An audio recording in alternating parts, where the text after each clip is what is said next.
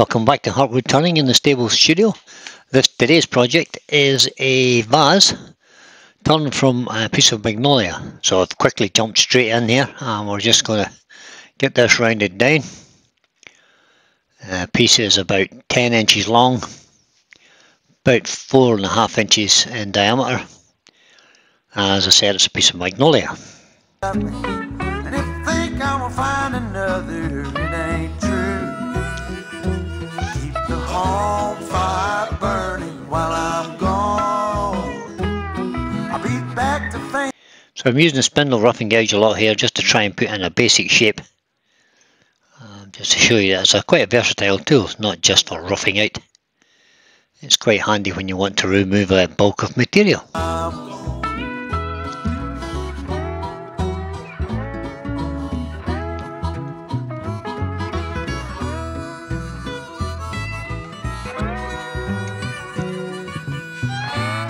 And so I changed the spindle gouge. That's a 3/8 spindle gouge that I'm using from Simon Hope. I'm just now putting the refined shape into the vase.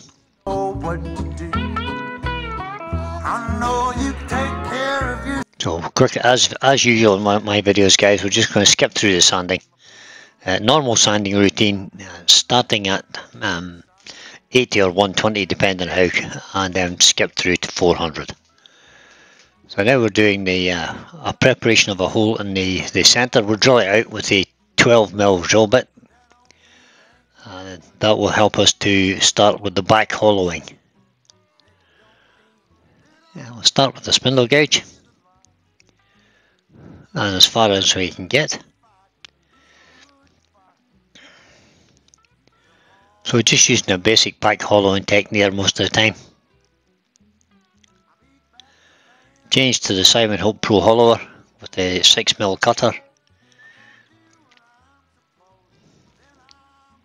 And that got us all the way to the bottom. So this vase in total is 8 inches tall, and we hauled it out to about 7 inches deep.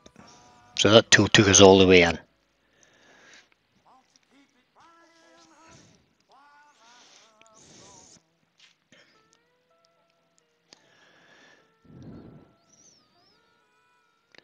My favourite method of finishing the inside of these bowls is to use a Robert Sorby hollowing tool with a French curve cutter on it. I'm just about to change to that in a minute or two. Basically with the Simon Hope cutter, it's only a 6mm cutter. You can sometimes get little ridges appearing. So with the Robert Sorby tool, you can easily get a nice smoother edge on the inside of your vase.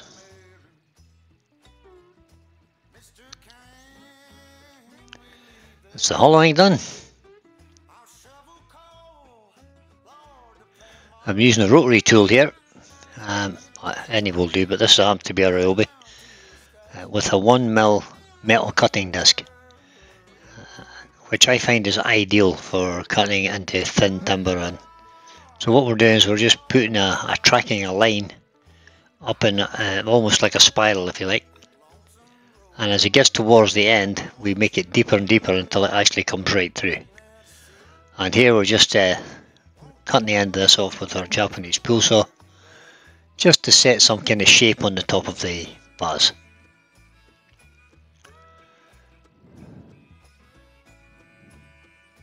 And once we've completed that, then we'll do some sanding, just to bring that top into some kind of shape.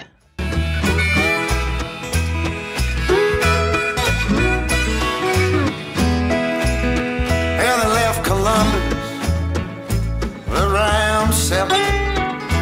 Oh Lord, they hit Louisville about 9. And poor boy's heart. Because this is an artistic piece, I just took my time with this. We did it over a few days. Now we're giving it some, we spray covered some intrinsic colours on it, ruby and flame, with a hint of yellow, which is honey.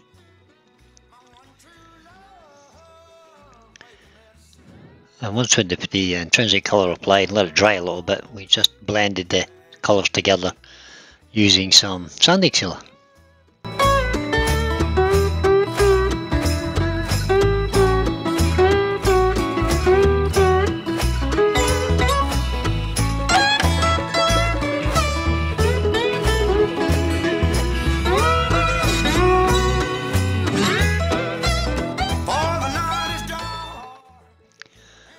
The next part of the process then is to spray with clear lacquer.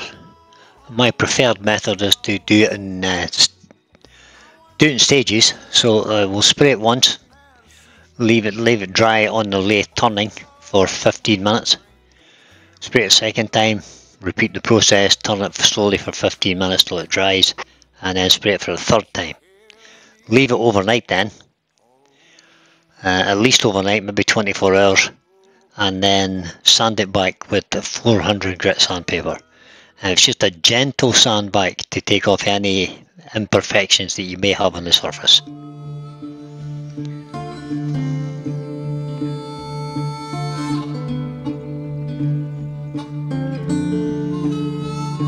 At this stage you'll see that the groove that I cut in it with the rotary tool has actually been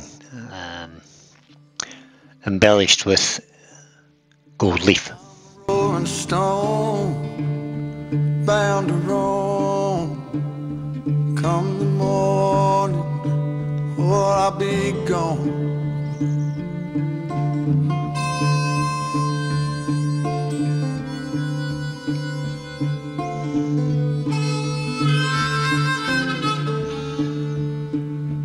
Pouring rain, oh, to hear that train. There she comes. Won't you get on? Won't you get on?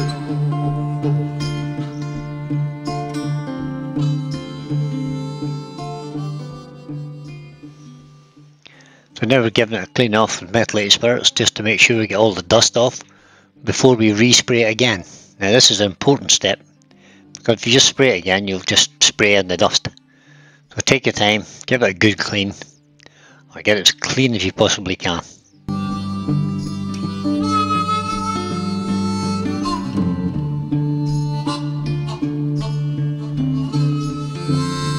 Watch the trees, falling leaves, like the breeze.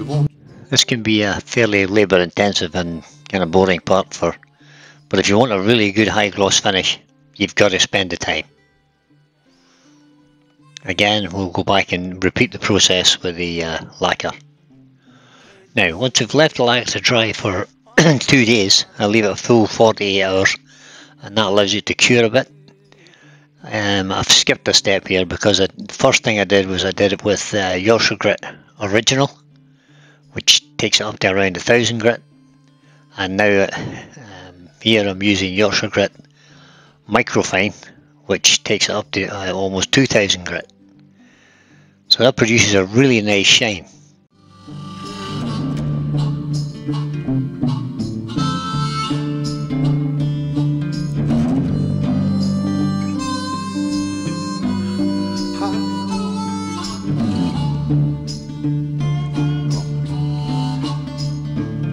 Across the track, don't look back. All the jack. Yeah, you can see how shiny that is already, just by the reflection of the lights.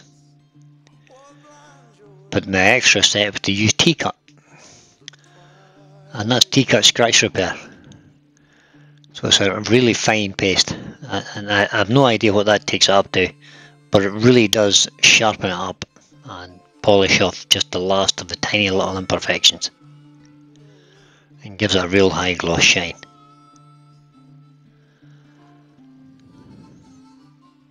I spend a lot of time doing this, guys.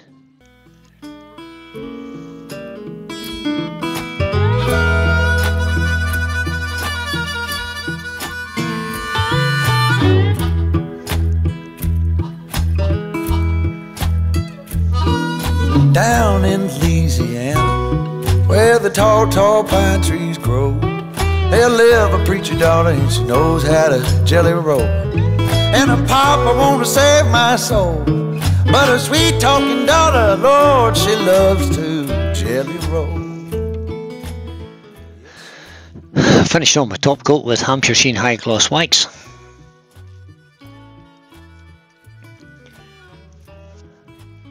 And as my good friend Steve at SK Crafts is always saying, less is more. If you're gonna, don't try and put too much on, it'll just streak. put a little bit on at a time, and if you need to, build it up in coats, so build up 3 or 4 layers rather than try to put one big heavy layer on. It just doesn't work. You'll get streaks and the heat will buff it back off again. And last but not least, because I think this vase will be handled a lot, we give it a coat of Hampshire Sheen microcrystalline wax, which has a much higher melting point than the beeswax, therefore resists fingerprints much better. And at each stage here, because there are a couple of little inclusions, etc., and there's a bit the little bit of embellishment that I did on it, you've got to make sure you clean them out or you end up with white residue in them. So what I do is I just blow it out with the airline. Hell, they can recommend just like a cannonball. But hell, I love to watch them fall. Oh, the Mississippi woman, Lord, if they don't beat all.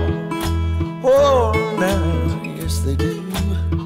Well, I've been looking out my window as far as I can see.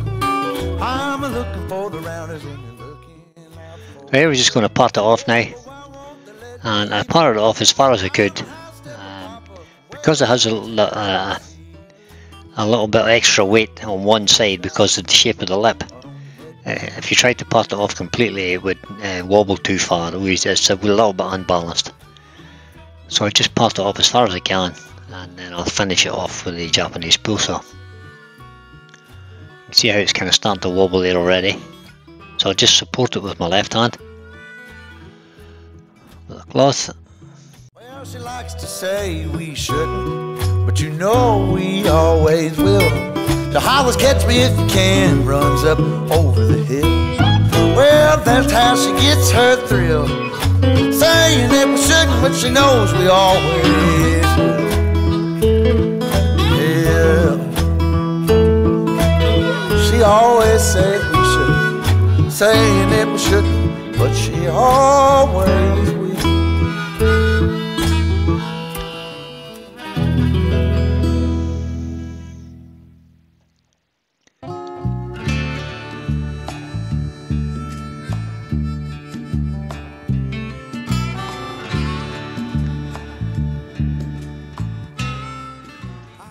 Quickly put a little sanding arbor in the chuck, and we'll sand off the bottom, ready for laser engraving.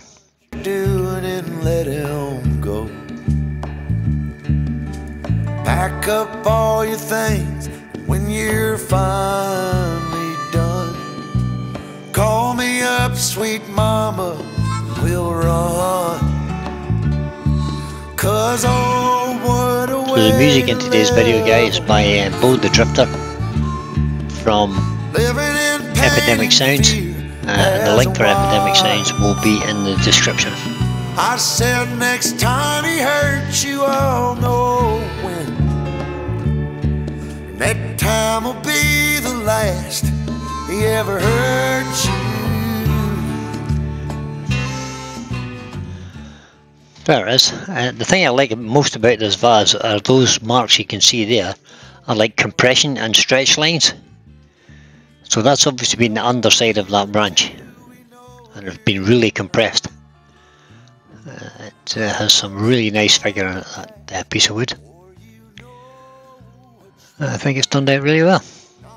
I can't change the way you think, but oh, what a way to live a life. Living in pain and fear has a lot of visual interest for the eye. And that's that, guys. Thank you very much for watching. I appreciate it. And if you're not subscribed to my channel, please consider doing so. And if you enjoyed what you've seen today, give it a thumbs up. Thanks very much for watching.